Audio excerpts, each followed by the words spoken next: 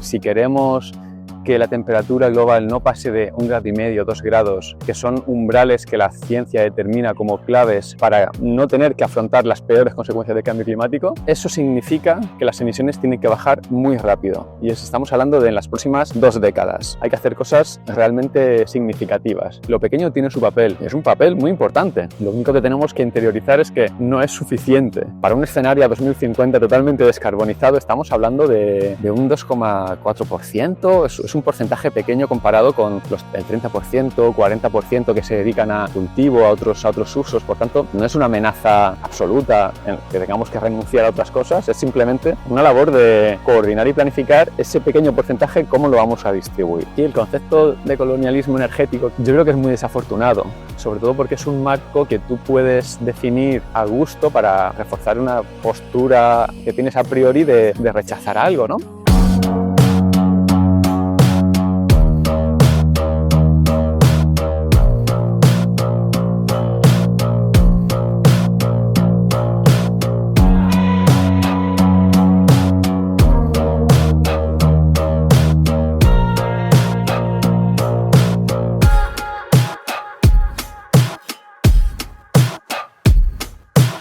Ongi etorri Petro Herrira, bienvenidos a Petro Herria.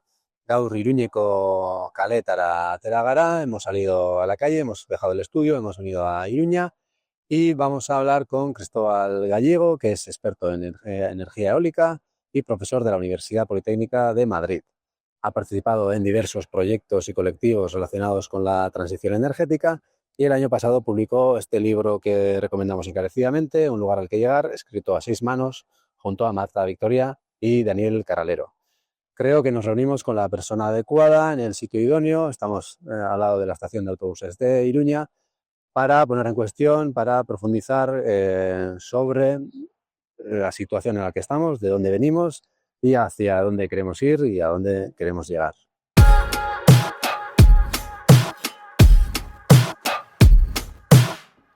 Bueno, gracias Cristóbal por darnos tiempo. Hace unas semanas el colectivo Stop Fossillac hizo público un manifiesto donde manifestaba la necesidad de una transición energética justa y rápida. Entiendo que en el libro que publicasteis el año pasado, Un lugar al que llegar, que tenemos aquí, que publicó la editorial Levantazo, vosotros hacéis esa propuesta, ¿no? Te quería preguntar sobre ello. ¿Qué nos hace necesitar esa transición energética tan rápida? Entiendo que lo de justa no necesita mucha explicación, pero ¿existe alguna relación hay alguna interdependencia entre esa justicia y esa rapidez? Bueno, no sé si nos podrías comentar un poquito. Sí, pues muchas gracias. Bueno, primero, muchísimas gracias por invitarme y por estar aquí en este entorno tan maravilloso para conversar de transición energética. Son dos conceptos clave, ¿no? Es urgente porque las condiciones de contorno, es decir, cuestiones del mundo físico en el que vivimos, nos obligan a ello. Es decir, si queremos que la temperatura global no pase de 1,5 grados, 2 grados, que son umbrales que la ciencia determina como claves para no tener que afrontar las peores consecuencias del cambio climático, eso significa que las emisiones tienen que bajar muy rápido. Y estamos hablando de en las próximas 2 décadas. Hay que hacer cosas realmente significativas. Y eso es un marco que no podemos esquivar. Lo podemos ignorar, podemos mirar a otro sitio, pero eso no va a cambiar la realidad. Así que esa urgencia es una condición de contorno y no podemos esquivarla.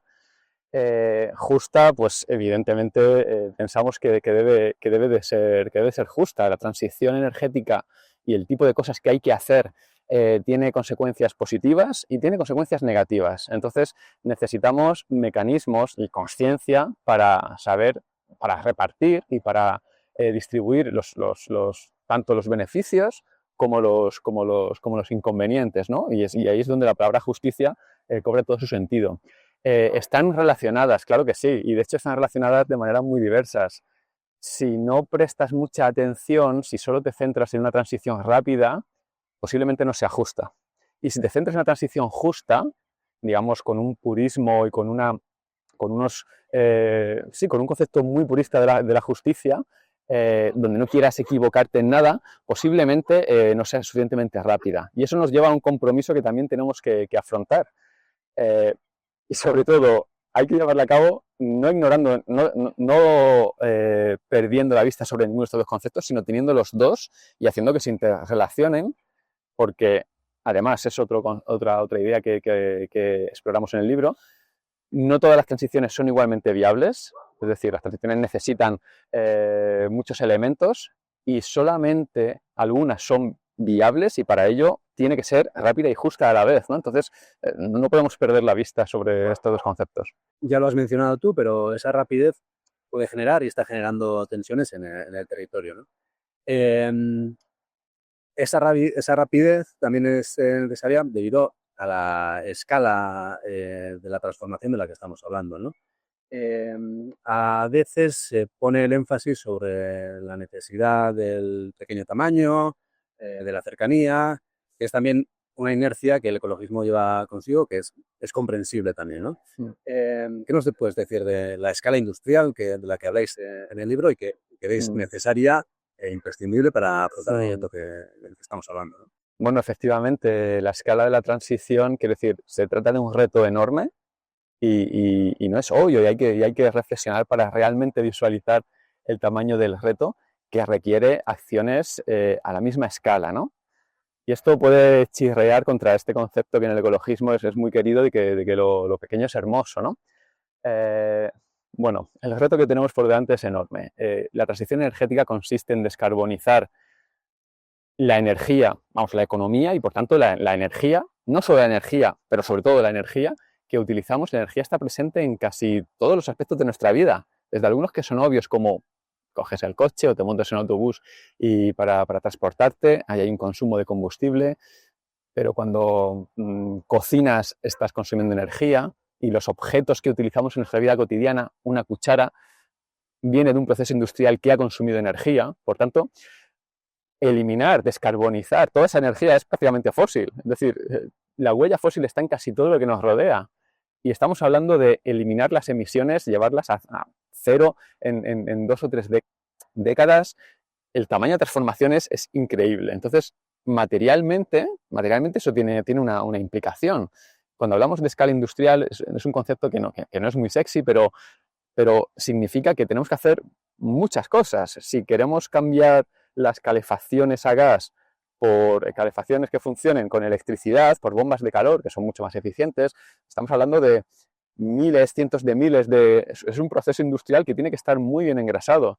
Y todo esto, pues claro, no estamos acostumbrados, ¿no?, a tener que resolver problemas de esta manera. Ojo, esto no quiere decir que lo pequeño no sea importante. Lo pequeño tiene su papel, es un papel muy importante. Lo único que tenemos que interiorizar es que no es suficiente y necesitamos combinar desde las acciones individuales, desde las pequeñas cosas que podemos hacer en nuestra vida. Por supuesto, cuando decimos que lo pequeño es hermoso, también estamos, de alguna manera, ese mensaje también conecta con la idea de que tenemos que replantearnos pues, muchos consumos energéticos que seguramente no son necesarios, ¿no? Son espurios y podemos prescindir de ellos haciendo más viable la transición energética, por tanto una vida más austera, más sencilla, donde pongamos el valor no en el consumo exorbitante, sino en otro tipo de cosas que son valiosas. Hay mucho que recuperar, ¿no?, en el plano emocional, pero en el plano material la escala industrial o la gran escala es algo que no podemos dejar de lado, es un elemento necesario e imprescindible. A esta transformación de la escala industrial a gran escala se les suele plantear diversas objeciones, ¿no? Una de las principales es el uso de tierra que necesitaría dicha transformación. Vosotros habéis puesto números a esa transformación y veis que es viable y que, de hecho, hay ciertos espejismos en cuanto a este tema porque tenemos naturalizados otros usos del suelo que también deberíamos problematizar, ¿no? También te quería preguntar sobre un estudio que habéis publicado recientemente en el que habéis cruzado dos variables, que tú lo explicarás mejor, pero yo trataré de resumirlo, en el que habéis cruzado la baja sensibilidad ambiental que pueda tener un terreno que, digamos, no sea, en cuanto a biodiversidad, muy rico, que no sea un territorio protegido por la red natura y demás, esa condición, y a su vez que tenga, digamos, el viento suficiente como para que un proyecto eólico sea económicamente viable en ese lugar y tenga sentido, ¿no? Habéis cruzado esas dos variables y habéis visto que existe la tierra suficiente como para hacer esa transformación y llegar a las cero emisiones, ¿no? Pero, bueno, tiene su letra pequeña, digamos, ese estudio y las conclusiones que habéis llegado. No sé si me podrías comentar sobre la tierra necesaria y todo esto que hemos comentado. Sí, sí, claro, te comento. Bueno, me parece que tengo que empezar por aquí. Efectivamente, captar energía a través de mecanismos de paneles fotovoltaicos, de aerogeneradores, captar energía renovable es una energía dispersa y requiere terreno, por supuesto.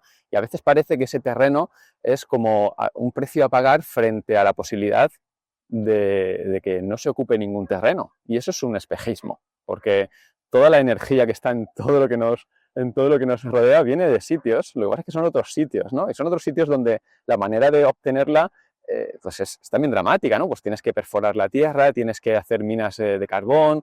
Lo que pasa es que esos impactos no convivimos con ellos, los tenemos como externalizados, es otra gente la que tiene que asumir esos mecanismos, y hay otra gente que es la que se enriquece con esos mecanismos, porque eso también tenemos que pagarlo, ¿no? Por tener ese servicio externalizado. Entonces, el primer punto que me gustaría mencionar es, bueno, pasar de un sistema fósil a un sistema renovable tiene la característica de que te estás corresponsabilizando con el terreno que necesitas para esa energía que quieres. Igual que hablamos de soberanía alimentaria y nos queremos responsabilizar de tener las huertas y de tener lo que sea necesario para alimentarnos, bueno, pues la energía es algo parecido. Si queremos consumir energía, si necesitamos energía, tendremos que corresponsabilizarnos y, por tanto, planificar y ver qué suelo tenemos que dedicar a ello.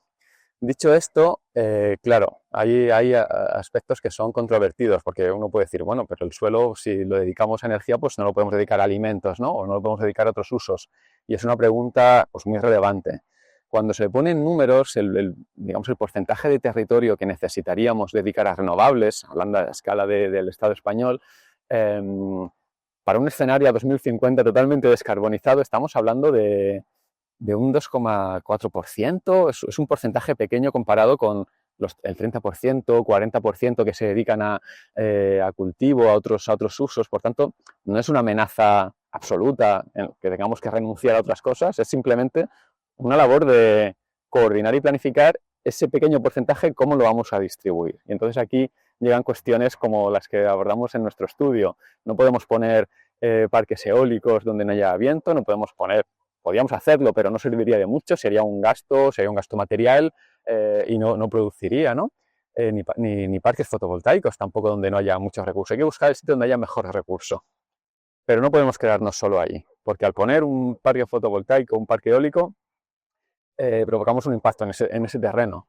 Y hay terrenos que son más sensibles y queremos preservar por muchísimos motivos, y hay otros que no tienen esa sensibilidad. Por tanto, el otro criterio que a mí me parece relevante es esto, combinar recurso renovable con sensibilidad ambiental. Y es el estudio que hemos hecho. Lo hemos hecho para la eólica y planeamos hacerlo también para la fotovoltaica.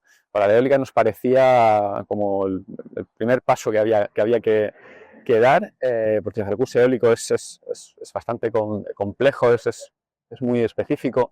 Y hemos llegado a dos conclusiones, que te resumo. La primera, a nivel de Estado español hay suficiente espacio con baja sensibilidad eólica para poner para instalar la capacidad que necesitamos y muchísimo. O sea, hay espacio de sobra para poder elegir y restringiéndote a sitios con mucho viento y con poca sensibilidad. Eso es una buena noticia. La noticia que es un poco más delicada, y esto es también una condición de contorno que hay que mirar de frente, ¿no? Es que ese potencial está repartido de manera muy desigual. Y hay algunas provincias, algunas comarcas, algunos donde tienen mucho espacio con estas dos características y otras que tienen poco. Eso nos lleva a la pregunta, bueno, entonces, ¿cómo lo hacemos? Porque Si hablamos que cada comunidad, por ejemplo, o región, tiene que autoabastecerse energéticamente, bueno, pues hay comunidades que tienen pocos recursos y otras que tienen más. Entonces, ¿cómo lo van a hacer? Hay comunidades que tienen más espacio poco sensible a la eólica y otro que tiene mayor sensibilidad a la eólica. Entonces, vas a obligar a donde hay más sensibilidad que tengan que poner parques ahí para autoabastecerse. Esto es un conflicto, ¿no?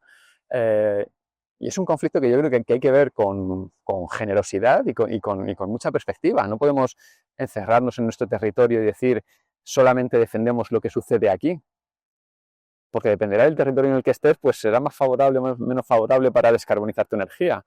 El objetivo siempre para mí es cuál es el plan para quitarte esa dependencia fósil. ¿Cómo lo vamos a hacer? Y hay restricciones que nos llevan a tener que colaborar, a tener que hablar, a tener que intercambiar. En general, tener un recurso energético siempre es mejor que no tenerlo, ¿no? Porque te permite hablar de soberanía y te permite plantear intercambios con territorios vecinos desde un marco de solidaridad, de compromiso con un objetivo común. El cambio climático es un problema común, los impactos en su peor escenario son impactos que no conocen fronteras, por tanto, no las pongamos a la hora de buscar una solución, ¿no? Vamos a intentar traer las conclusiones de este estudio a tierra, a Navarra, a Euskal Herria. Claro, si no me equivoco, mencionáis Navarra como una de esas comunidades, esos territorios donde existe esa posibilidad de reunir las condiciones ideales que acabas de mencionar. Claro, entiendo que la comunidad autónoma vasca, la situación es diferente y bueno, bueno, es un caso particular en donde no sé cómo se gestionaría eso o cómo lo podríamos hacer. En relación a eso, también te quería comentar, se suele mencionar términos como zona de sacrificio, colonialismo energético a nivel de Estado español respecto a Europa, incluso colonialismo interior en cuanto a unas comunidades con otras. No sé si son términos exagerados, ya lo has dicho, ¿no? Aquí hay que hablar, hay que negociar, hay que ver qué tipo de soluciones hay que darle a este aspecto porque no es ideal, ¿no? Y a su vez, también al relativizar esto, o sea, nadie menciona que en la Rioja Alavesa se tenga que producir solo el vino que consumen los alaveses, ¿no? Entonces, claro, a veces llevamos unos términos a una discusión y no a otra, y bueno, no sé qué opinas sobre esto. Pues a ver, las cifras concretas para Euskadi y para Navarra son un buen ejemplo, ¿no? de esta asimetría que encontramos en diferentes territorios. Para el caso de Euskadi, el potencial que observamos es un potencial relativamente bajo. Llegaría como para cubrir la demanda eléctrica actual. Pero fíjate que la demanda eléctrica solo es una parte del consumo energético. Por tanto, si queremos descarbonizar más allá de lo que es estrictamente eléctrico a día de hoy, y la mayor parte del consumo energético que hacemos no es eléctrico, viene de fósiles, que es pues combustible, ¿no? Procesos térmicos, pues la pregunta es, bueno, ¿cómo lo van a hacer, no? Obviamente estamos hablando solo de eólica y luego hay que ver el potencial fotovoltaico, pero creo que sirve para ver este desigual potencial, ¿no? Por otro lado, en Navarra, pues sucede lo contrario. Sí hay mucho potencial para cubrir varias veces la demanda eléctrica actual y, por tanto, hay margen para poder hablar de solo con eólica ya sería suficiente para, en esas zonas de mucho viento, de poco impacto ambiental, pues cubrir buena parte de la descarbonización, y eso son buenas noticias, pero ya vemos un poco que no es así en todos los territorios y, por tanto, es necesario pues, una visión de conjunto, ¿no? Entonces, aquí el concepto de colonialismo energético que mencionas, yo creo que es muy desafortunado, sobre todo porque es un marco que tú puedes definir a gusto para reforzar una postura que tienes a priori de rechazar algo, ¿no? ¿Qué quiere decir colonialismo energético? Que tenemos que todo lo que sea exportar generación renovable es malo porque es colonialismo, pero ¿a qué nivel? ¿A nivel de Estado? ¿A nivel de comunidad autónoma? ¿A nivel de comarca? ¿A nivel de municipio? ¿A nivel de tu propia casa? Imagínate que a nivel de municipio dijésemos tenéis que autoabasteceros.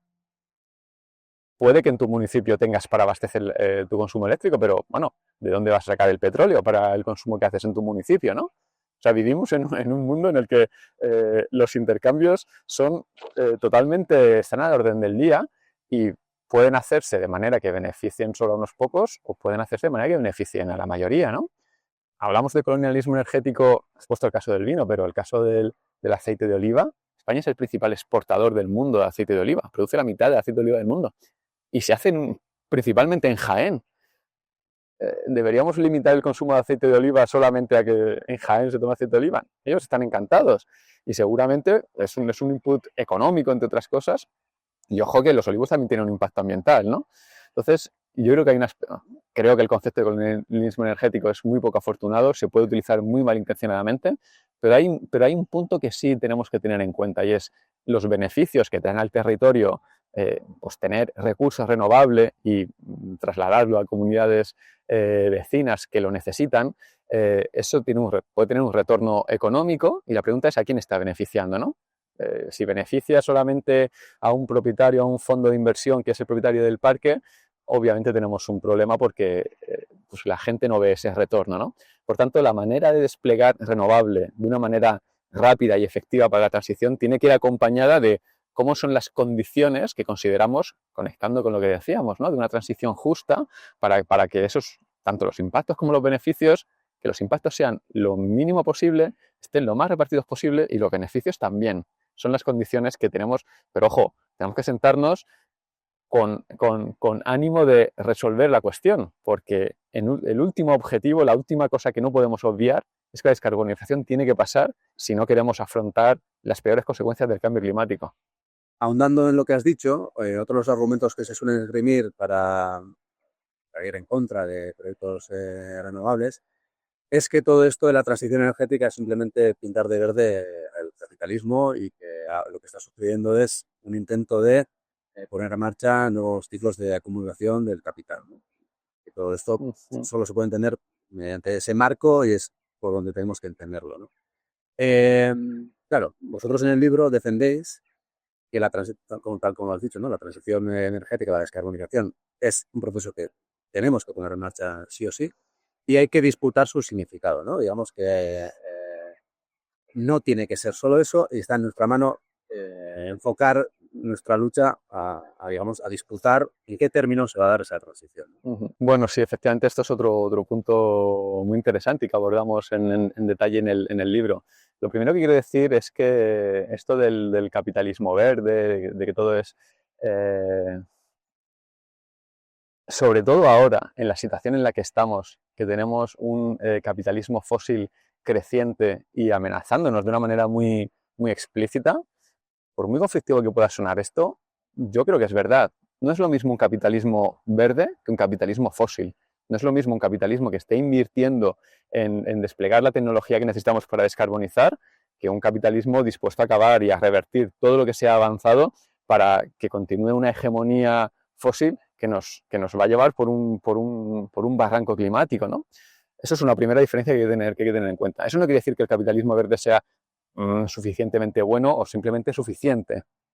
Como he dicho, la transición es un proceso muy complejo. Pensamos que tiene que estar dirigido por lo público, por la administración, porque tenemos que garantizar que todos los procesos suceden de una manera equitativa y justa para todos los actores implicados y que suceda a escala y que suceda a la velocidad. Y eso implica sentarte con esos actores del capitalismo verde a negociar, porque la urgencia, que como digo es una condición sobre la que no podemos opinar o no podemos ignorar, te lleva a ponerte en marcha ya. Y eso significa utilizar las fuerzas productivas que están ya en marcha. Ojo, y esto también lo hacemos mucho énfasis en el libro, no podemos hacernos trampa solitario ni utilizar la transición como justificante para cosas que nos puedan llevar a mal camino. A medio plazo, a largo plazo, obviamente un sistema basado en un crecimiento perpetuo es incompatible con los límites físicos planetarios. Y eso hay que tenerlo en cuenta. Y eso significa que ese sistema basado en un crecimiento perpetuo no puede permanecer y además es que o se va a caer solo o lo vamos a cambiar de manera controlada y de manera razonada, tarde o temprano. El problema es que no podemos empezar por ahí, eso es empezar la casa por el tejado. La transición necesita acción ya y, por tanto, esa mesa de negociación, ese sentarnos, ese colaborar con los actores del capitalismo verde para que contribuyan a estos primeros pasos que necesitamos dar, puede parecer un plato de mal gusto, pero es un plato necesario, siempre y cuando esté claro que lo que necesitamos es ganar el tiempo necesario para ir a ese sistema de economía estacionaria, de decrecimiento material, que sea compatible con la vida, compatible con el mundo físico en el que vivimos. Y una última pega que se suele poner a todo este proceso es que no disponemos de los materiales suficientes, de los materiales críticos, de las tierras raras, del litio, de otros metales que nos puedan valer para hacer esta transición, ¿no? Efectivamente, el tema de los materiales es otro tema muy importante. En el libro pues resumimos un poco lo que hemos encontrado en la literatura y vemos que hay como dos niveles, ¿no? O dos transiciones a nivel material distintas. Los materiales necesarios para el despliegue de tecnologías renovables, paneles fotovoltaicos, aerogeneradores, a priori, por hablar muy resumidamente, no habría un límite material muy duro, o sea, podemos avanzar por esa línea. No sucede lo mismo con la movilidad. Y esto tiene que ver con el concepto de movilidad que entendamos. Si entendemos por movilidad simplemente un reemplazo de coche por coche eléctrico, posiblemente nos encontremos con límites materiales. Y esto es importante porque esto da forma a la transición energética que vayas a planificar. La transición, para que sea viable, hay que cuestionar y rehacer el concepto de movilidad que tenemos. Eso es una cosa que tiene muchos aspectos sociales, aspectos industriales, aspectos materiales, pero tenemos que saber desde el principio que eso hay que hacerlo, es una condición de viabilidad de la transición. Por tanto, este tipo de debates son muy necesarios porque no vayamos a emprender un camino que nos pueda parecer más cómodo, que nos vaya a llevar a un callejón sin salida, ¿no? I'm wearing dark glasses today because I'm seeing the future and it's looking very bright. Bueno, ha sido un placer, Cristóbal. Creo que ha sido una charla realmente interesante que has puesto muchas cuestiones importantes sobre la mesa. Para terminar, tenemos una sección aquí en Petroherría que se llama Rayo de Sol, Eguzki-Espía. Y bueno, yo te doy estas gafas de sol y la idea es que, identifiques tú dónde ves ese rayo de sol esperanzador que te da fuerzas para impulsar la transición justa y rápida de la que hemos estado hablando. Y no sé, puede ser una idea, un lugar, un colectivo, cualquier cosa que realmente te dé esa fuerza necesaria. Pues bueno, yo veo muchos rayos de sol. Creo que la transición energética es un proceso complejo que tiene muchos retos por delante, pero el hecho de que haya colectivos como el vuestro plantando cara y trayendo debates y ahondando en las cuestiones es un rayo de sol. A nivel más general, me parece, o lo que me da más esperanza, es que la transición energética, por todas las implicaciones que tiene, pueda convertirse en un elemento que cohesione a las fuerzas democráticas del mundo frente a un capitalismo fósil, un fascismo fósil que ya se ha quitado la careta, que ya nos está amenazando explícitamente, que los representa Trump y todos sus aliados. Y a eso hay que plantarle fuerza. Y creo que la transición energética, por todas las cuestiones que entraña, puede ser ese elemento de cohesión.